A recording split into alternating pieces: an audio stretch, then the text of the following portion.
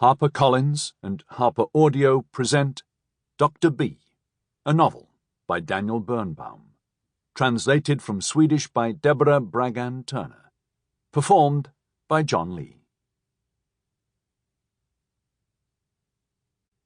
Cut off the supply of iron, and you will force Hitler to capitulate. Fritz Thyssen, Paris, 1939. Prologue.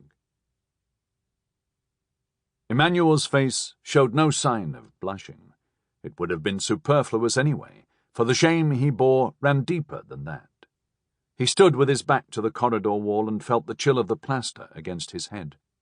The light of a bulb hanging from the blistered ceiling fell on his colourless face. So this would be where it ended.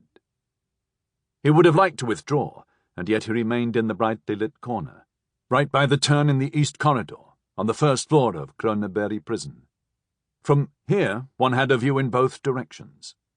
He noticed immediately when the guards brought a new arrival to the cell, or wheeled along the clattering soup trolley.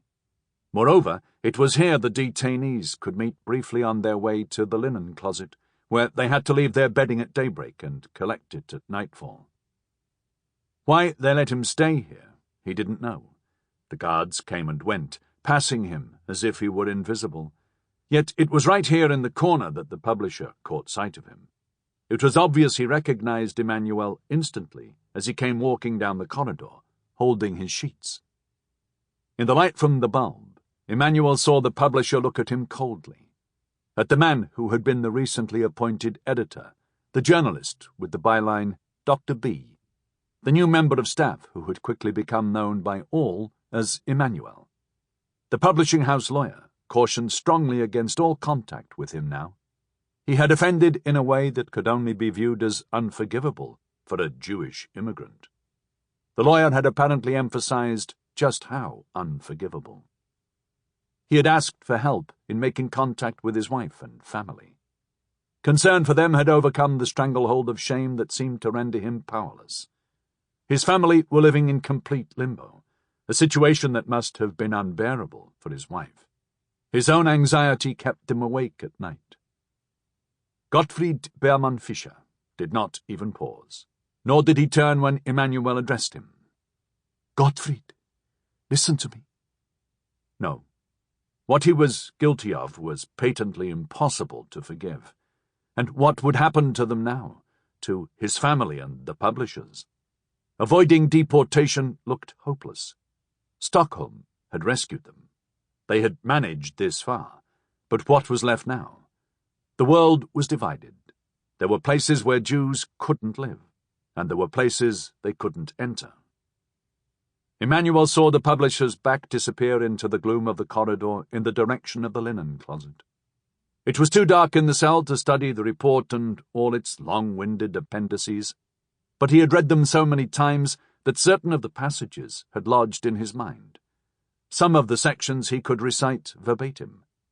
The letter around which it all revolved had been transcribed and translated, including the invisible lines.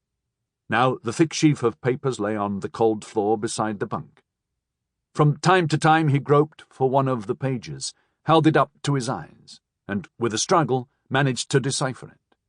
After the search of the house, typescript from the Weil family's typewriter had been analyzed by a tireless gentleman from the Secret Service, the same tall, thin inspector who conducted the interrogations.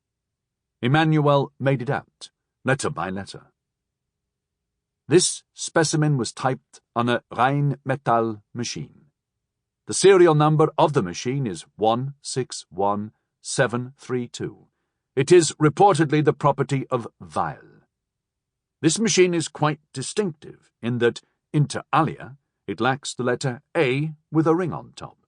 It is reasonable to assume that the person in custody used such a machine, since I have noted that in certain correspondence he added rings above the letters by hand, including, in some cases, on the wrong letters. Of course, the Jewish family Weil say they did not lend anyone their machines, but that information cannot be trusted.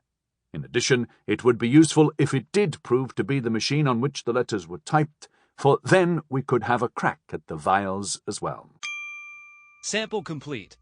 Ready to continue?